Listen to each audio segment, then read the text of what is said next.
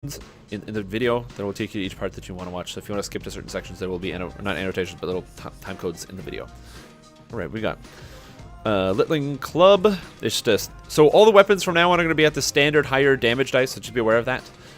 So that we'll think about that as we go forward. Litling Club, Sonic Lore, Resonance, Evocation Focus, Enchantment Focus. So Bard Weapon. This is the penultimate Bard Weapon. Go get it. Planar Spike. It is a light pick. That is a D4 plus 2. That's great. And it is not very good. So Planar Spike is not great. Use the Morning Lord one. Hunter of the Wilds is 7 times D6 plus 2. It is a short bow, which is weird. But it has extra critical multiplier. Not too bad. Anarchic, Heart Seeker, and it's got Keen already. This is an awesome weapon if you... This is basically your Shroud Crystal killing weapon. If you're playing as like a fighter or whatever, and you don't have a bow, this is fantastic. You're not spec'd in bow. It's already got Keen on it, so it's pretty good. Same thing with if you're playing like Ranger or something. This is a decent bow to just whip on if you don't need to. But it is not a primary bow. Don't use this as your primary bow. It's not your primary bow because the damage is a D6 plus 2 as opposed to D8 plus 2, which is going to be a big step behind. The raid bow is still going to be better than this. Gloves, Hands of House Jarasco. You got equipped healing amp. Equipped healing amp, I'm assuming stacks with regular healing amp. So we got 40 here. Insightful Heal, Healing Lore, and Heal. So this is a odd item. It's an odd choice. I probably wouldn't wear this on any characters that I play, but it does give a little bit extra heal. The Healing Lore is not important because the Ravenloft items give the same Healing Lore, and pretty much every item that has Devotion pretty much has Healing Lore on it. So you don't really need the Healing Lore. The heal is interesting, and the Healing Amplification, of course, is going to be good, especially if this stacks. This might be something you'd wear on a cleric, but even still, almost every caster has their glove slot taken up. So I honestly have no idea what class this is going to be used for. I have no idea. Because if you're playing as melee, your gloves are molten silver. If you're playing as a caster, you have to use the caster gloves for the set. Somebody might use this. I don't know. And we got 6 helmets. Okay, so we're going to run through this quick. Strength, Deadly, Stunning, Seeker, cool. This is now your new DPS helmet if you don't want to run Slave Lords. Volcurum, Dex, Dodge, Reflex, Armor Piercing. This is discount Molten Silver Gauntlets right here. Great item. This is a great item, by the way. It fills up a lot of slots, but discount Molten Silver Gauntlets right here. Unbreakable Stormreach Helmet, Con, Vitality, Fortitude, Fortification. This is Minos Leggings on crack. So get you some Minos Leggings on crack. Obviously, Minos Leggings was amazing at the time. This is amazing at the time. It's going to be 19 Con, 67 Vitality, Fortitude, Fortification. The downside is that most casters would love to wear this helm because fitting Constitution and Vitality and Fortitude and Fortification into your caster build, all very difficult things to do. But the on helmets is the 10% spell power or spell cost reduction. So you have to give up that 10 spell cost reduction for a lot of health. Tough choice. I think I would probably make it. This is a good helm for casters for sure. Maybe somebody else, but mostly casters. Mantle of Madness.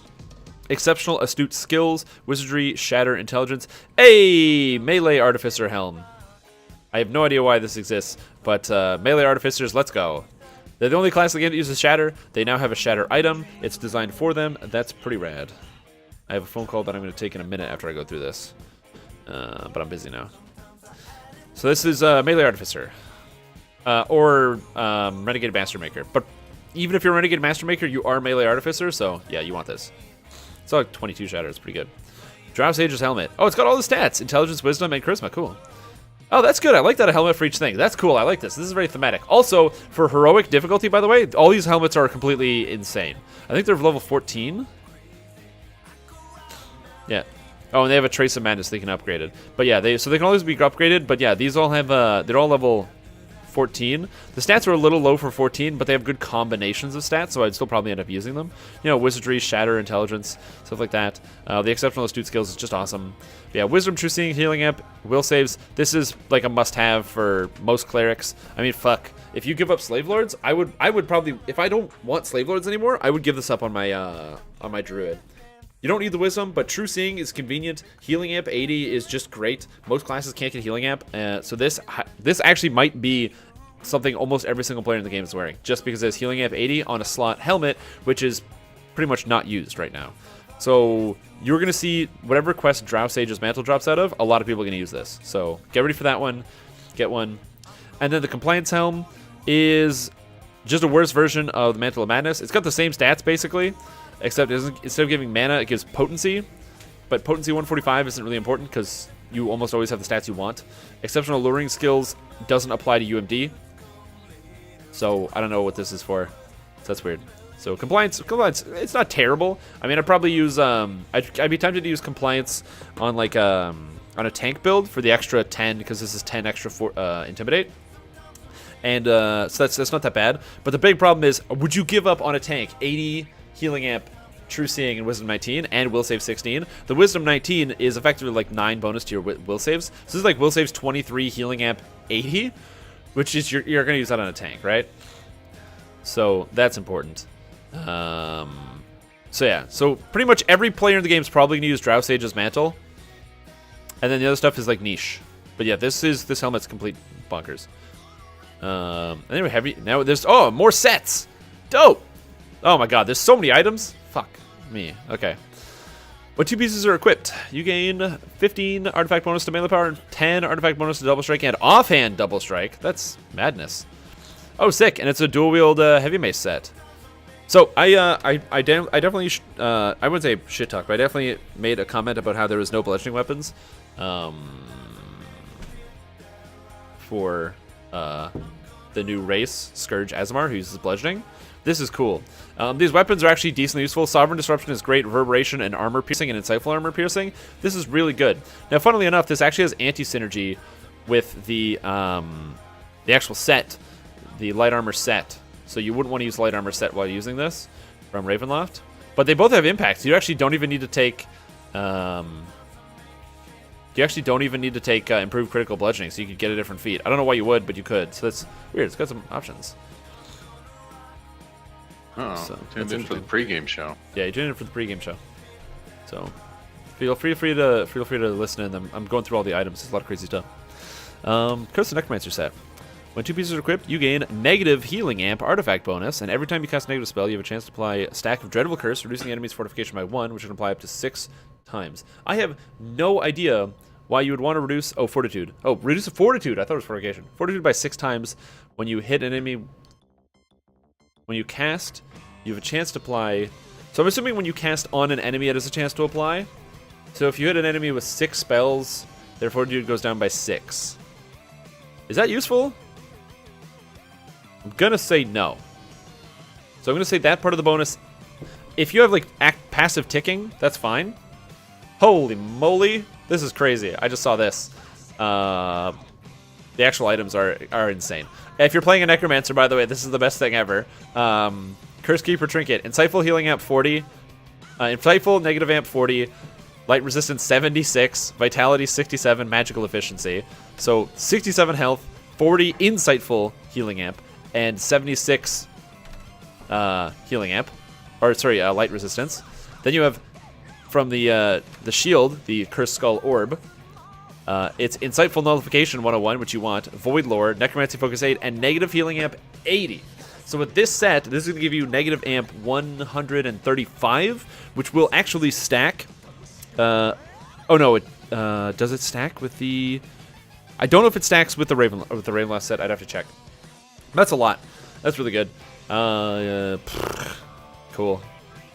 So, Seasons of Change, Druid set, Fire and Cold Spell Power, Artifact Bonus. Would you use these? Dual Wielding Sickles, Frost and Flame, all of the Glaciation, and all of the Combustion. Would you dual wield these? Would you dual wield these? That's interesting. It's 25 artifacts bonus to Fire and Cold Spell Power, and plus 2 artifact bonus to DCs. The thing is, it's a 2 weapon set. But as a Druid, you're probably always using if you're playing Caster Druid, you're using the Caster set from Ravenloft, which supersedes all of these stats. And then instead of using this, what you'd probably want to do is you'd want to get the Staff Nocturne for your Salt Ray, which has been supremely buffed. So I don't know about this. This is kind of odd. Interesting. It's convenient because you don't have to get as many items, but I probably wouldn't use it. Wayward's Warrior set, 2 pieces. You can either go Armor, Shield, and Weapon, which is kind of cool. So you get artifact plus 5 artifact bonus to natural armor, plus 2 artifact bonus to Constitution. That's kind of cool. The heavy armor is Dragon Scale, Parrying, Insightful Wisdom, and Con. Don't know what that's about. So that's a pretty cool armor set. Don't know if I would use it. You have the Giant's Platter Large Shield, which is standard shield damage with actual good shield defensive stats. Natural armor, quality magical sheltering, a lot of life, and protection. So this shield alone is going to give you 20 or 39 armor class, which is very, very good. And then you get Volkur's Edge, which is a very mediocre scimitar, but it does have Metaline, which is convenient, and it's 7.5 times the d6 plus 2, which is very, very powerful. Or Tail of the Scorpion, which is 7.5 times this number. I'm going to say I probably wouldn't use any of this, but it could be good. The one-hand damage is actually kind of silly. I could see this using it as like a Bear Druid, potentially. Bear Druid, Tail of the Scorpion, and the Scales of Exile. It's a good idea. Renegade Champion set. Hey, it's the Renegade Master Maker set. Oddly enough, it has a repeating crossbow, which is stupid, because you can't use crossbows in Renegade Master Maker, but whatever.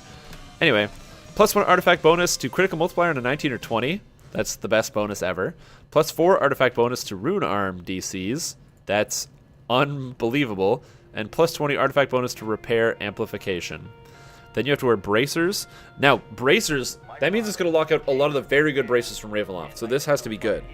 Deadly 16, good. Reconstruction 202, good. Repair Amp 80, good. Rune Arm Focus 8, that is good. Ooh, we got a good Rune Arm, or a good set of braces, everybody. You're playing Artificer, this is going to be a huge consideration whether you're Warforged or not. Fantastic item. And we actually got to go through each of the items. We have the Guardian's War Axe, Dwarven War Axe, Chilling, Armor Piercing, Bleeding, Vampirism. Now you can write off Vampirism already, but because it doesn't work in Reaper mode. I'm looking at this from the perspective of Reaper mode, by the way. Bleeding, Chilling, both fine. Armor Piercing, also good. So decent War Axe. Heading down to the War Hammer, you have Chilling, Crushing, 20 d6s on crits. You don't crit very often, but it's not that bad. It's got Ghost Touch and Shockwave on Vorpal, hitting, bludgeoning, and dealing AoE damage. I don't know how much damage the Shockwave is. Could be interesting. And the crossbow is a write-off, so that's great.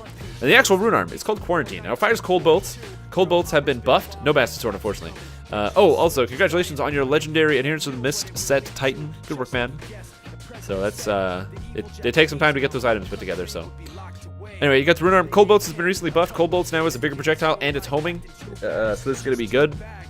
Maybe. Cold damage. It's also a Fortitude save, so there is no evasion on this. Natural Armor 8, Evocation Focus 8, 202, and occasional overcooling. Your shots from this Rune Arm have a 15% chance to freeze your target solid for 6 seconds. DC is equal to your Rune Arm. +2 per charge tier the shot was fired at. Well, your Rune Arm DC is probably going to be somewhere around 90 to 100. At full charge, it's going to be about 110 with all the proper items equipped. Yeah, this is going to be good. So, by the way, get ready. I would not use this on a Renegade Master Maker, but I would 100% use this as a just regular Artificer. I'm going to have to play some Artificer again. And a new filigree, City's Beacon. City's Beacon is melee strikes, give 20 MRR, 20 PRR, and displacement, which is interesting. And it's all of the... And it's got Trip, Sunder, Strength, Melee Power, Intelligence, Fortification. Very, very good items. So I like a lot of this. So basically...